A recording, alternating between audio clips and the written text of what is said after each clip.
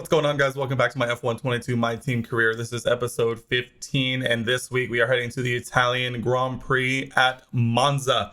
We have a short week here, so we're setting our activity timeline for the week. We're trying to decide what would go best for as we lead up here to Monza.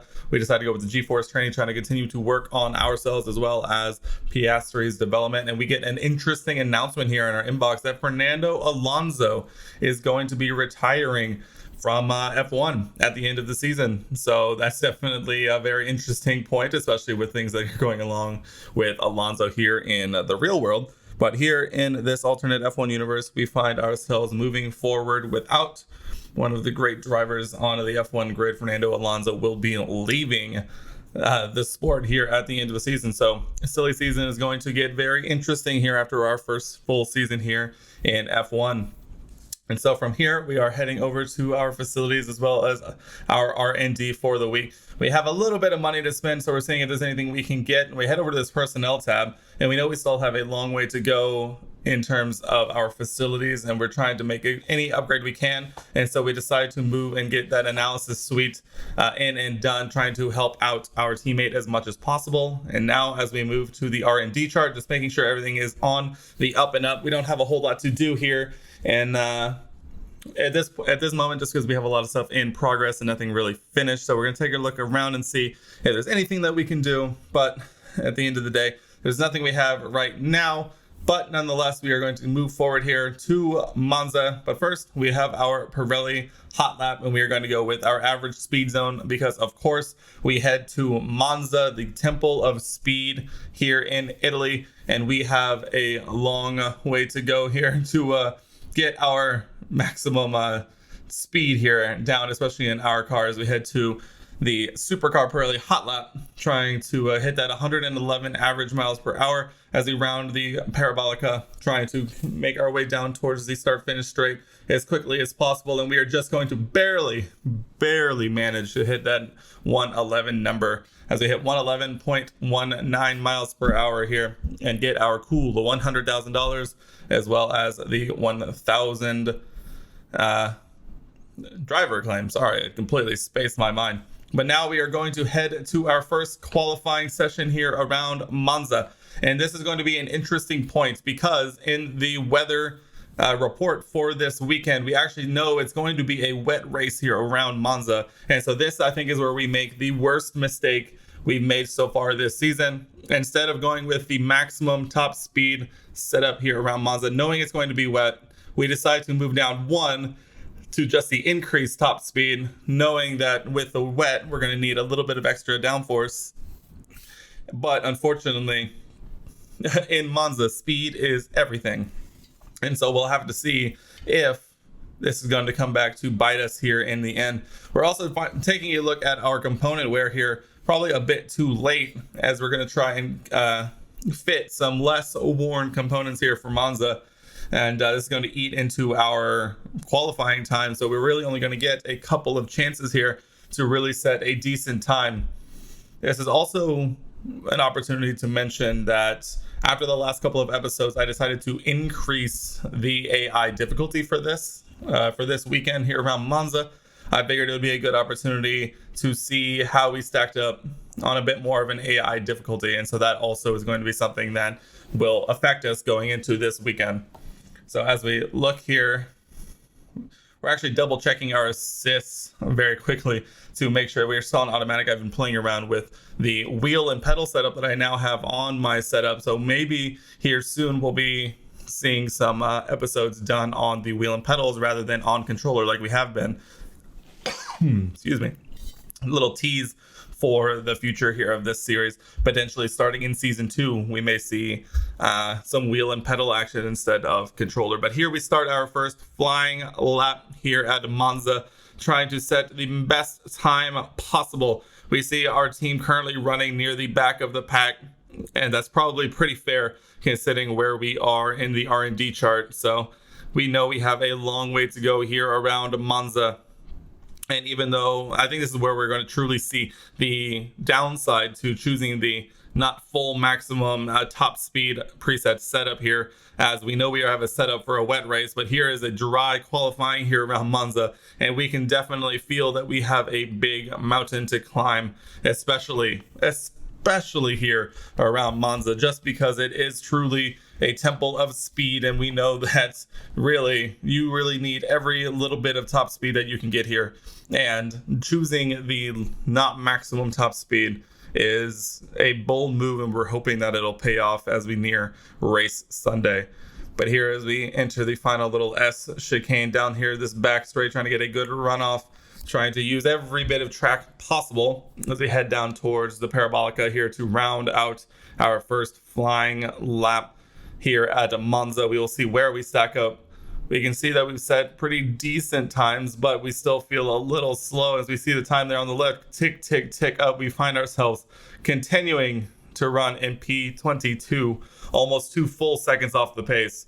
So as we move forward here to our second and final flying lap, making our way down the back straight under the bridge, we find ourselves in the green in terms of delta, but we know that we have a lot of ground we need to make up here as we head down the final back straight towards Parabolica. Once again, trying to move up out of the bottom 5 and make it into Q2 here at Monza. We've had a great string of qualifying sessions recently, and we're trying to continue that here in the Temple of Speed. But as we round the final corner, continuing to push our delta closer and closer to where we need it to be, we see that unfortunately we do find ourselves just too far off the pace.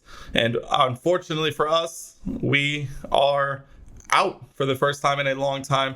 Both I and Piastri are out in Q3, and so that is our quick day for us, and we truly are feeling the results of that setup mistake that I think we're going to make. But nonetheless, it's going to be a wet race here at Monza, so let's head to the Italian Grand Prix.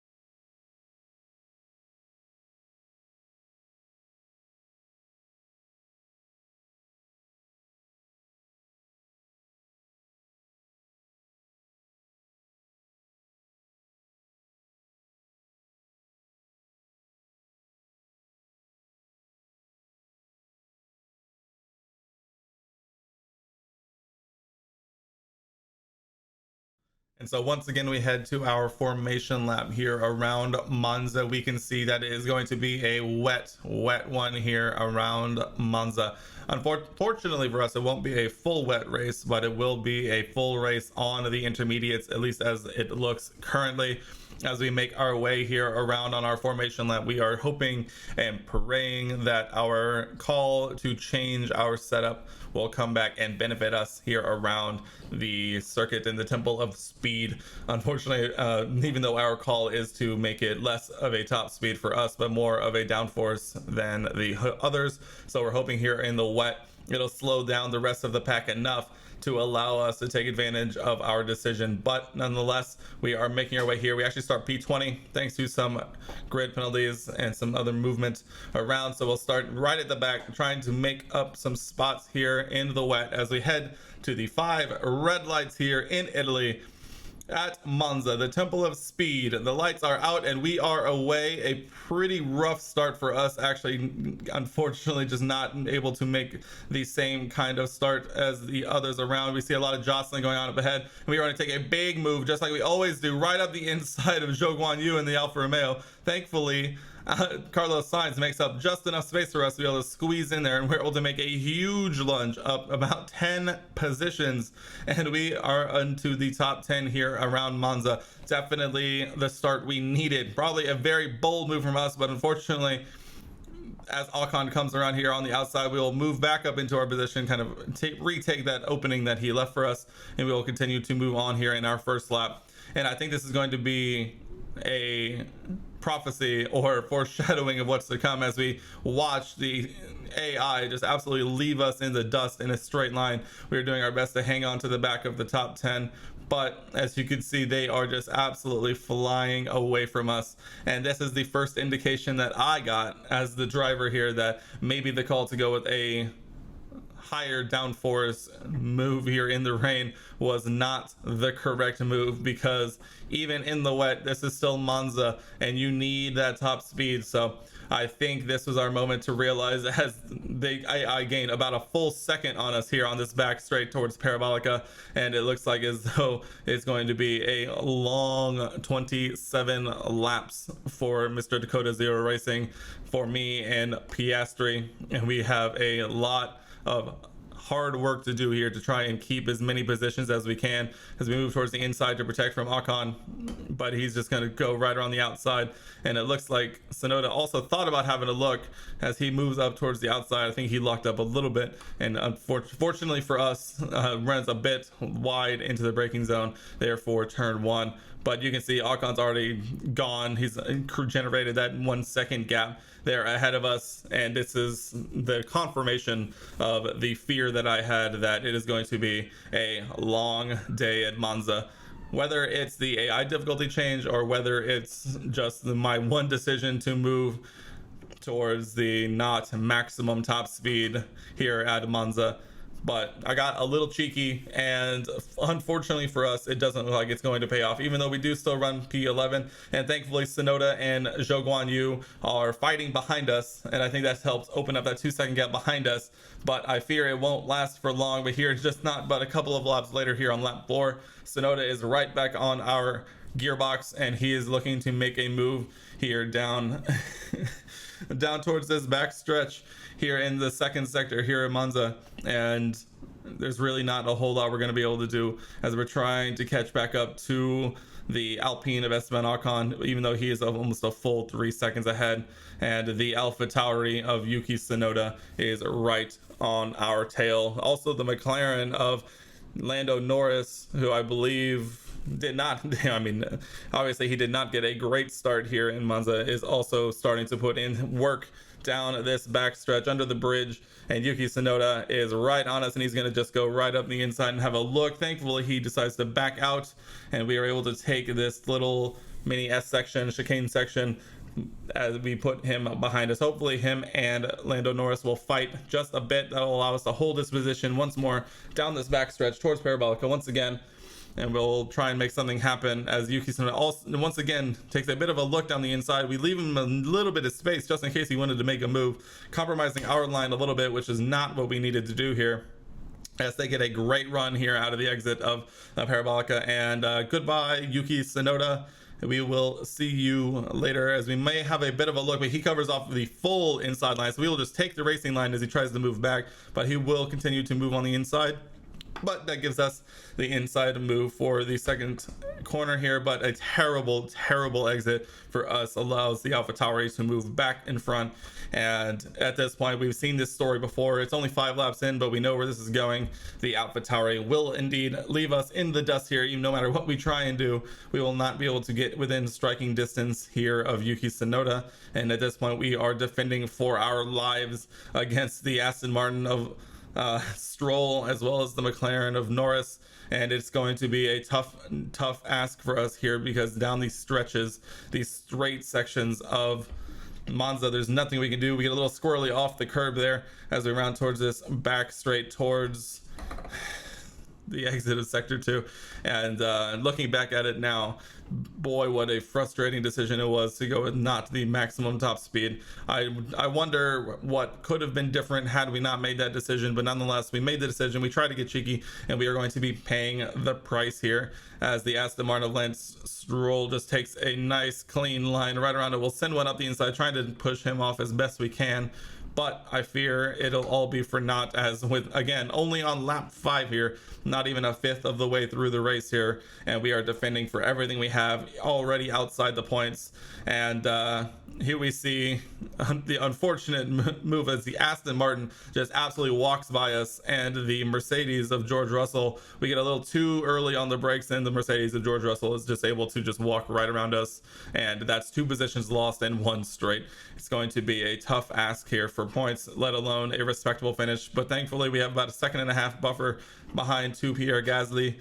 And even though you can see here that that gap is not going to last for too long at this rate, so we're going to try and hang on to the back of this group as best we can. Nonetheless, we're going to keep fighting. That's what we're here for. We made a call, and we're going to have to live with it. We're going to do our best to keep fighting as we try and make the most out of this wet, tough day here in Italy. Just look at that straight line speed from the AI. I'm really wondering at this point.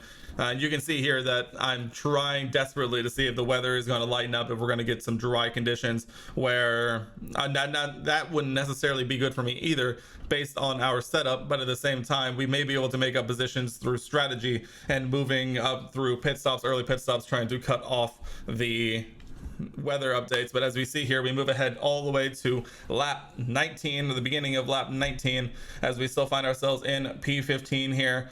And we now find ourselves with Piastri, our teammate, right behind us. This is after our 1 pit stop of the race. We are hoping that the weather would lighten up, but unfortunately this is going to be a long, wet day here at Monza.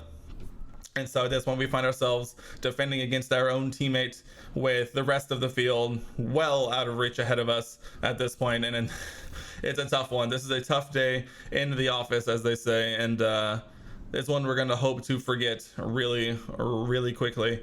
A 6.5-second gap ahead to P14 is not what you're looking for, and at this point we feel like there's almost just a matter of time before our teammate in Piastri makes his way up and past us, as we are just truly struggling with the conditions here in Monza. This is a point where we have to start thinking about what would be best for our situation moving forward, and whether or not to even continue. We had a lot of discussions on potentially retiring early to save components and component wear. So you can see here that we're just really hoping that, you know, something will change, something will happen that'll give us an opportunity to catch back up and put ourselves back up into this race. But as we move here to lap 24 out of 27, we still find ourselves ahead of Piastri, as he's been unable to really get a good run on us, thanks to some timely attacks from Albon behind.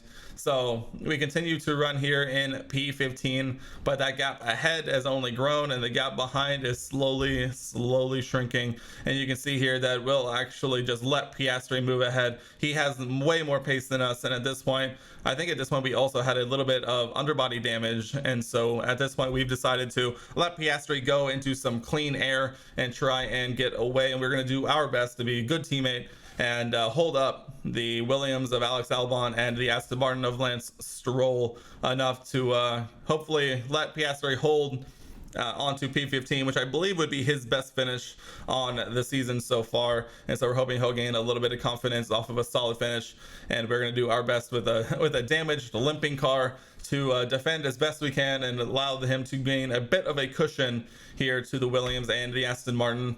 And hopefully this will pay benefits here down the line for our team, as we hope, once again, like I mentioned earlier, as we hope to forget very quickly this rough day here in Italy, and we'll move on, tail between our legs a little bit.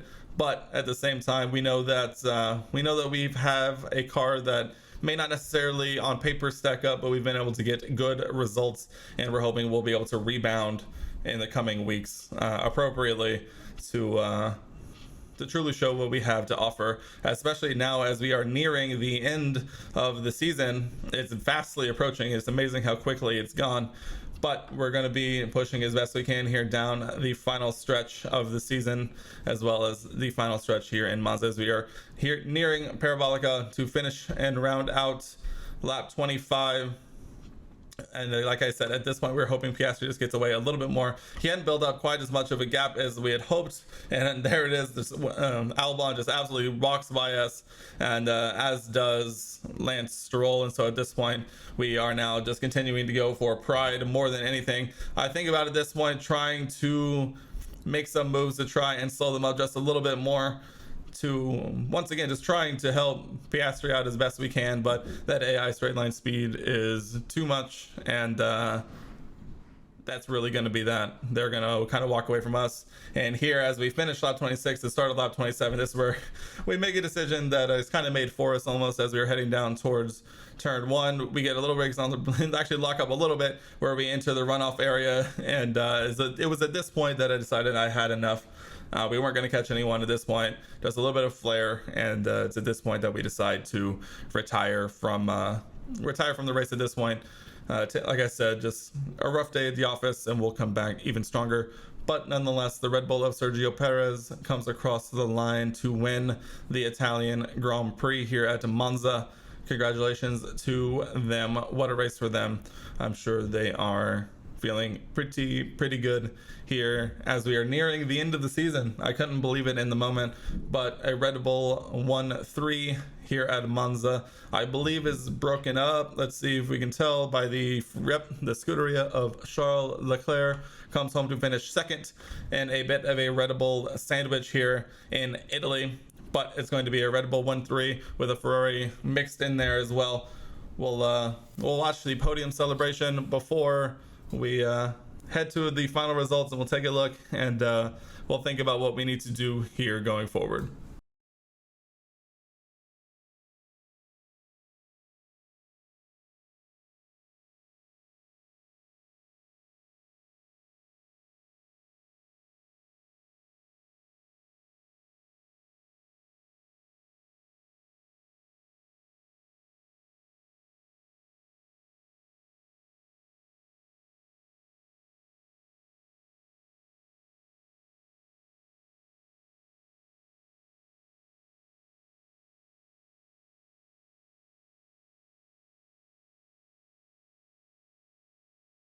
So as we head to the final results here out of Monza, Sergio Perez, Charles Leclerc, and Max Verstappen round out the top 3, with Lewis Hamilton and actually the McLaren of Daniel Ricciardo finishing the top 5. Tough day around the office for us, but nonetheless, we are going to move forward here and try and learn. As you can see, Piastri ends up finishing in P15. Good for him. Hopefully he'll be able to build off of this a little bit. There's us down at the bottom with the retirement that we made here at the end of the race. Still holding on to P10 here in the driver standings, even though I believe we are well out of the fight nonetheless. And we hold on to P7 here in the constructors